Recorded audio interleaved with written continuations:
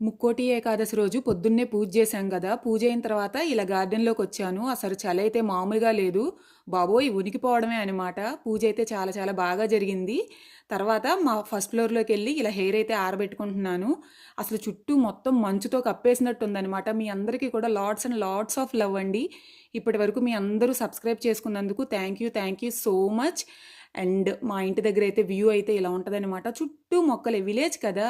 అసలు సూపర్‌గా ఉంటుంది.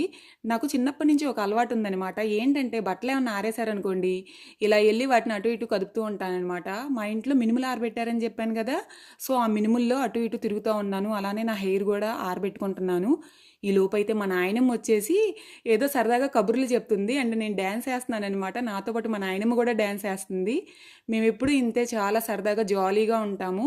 ఈలోపు టీ కాసింది అమ్మనమాట. సో, టీ తాగేసి అలా టైం స్పెండ్ చేశాను. సరే ఉంటా మరి.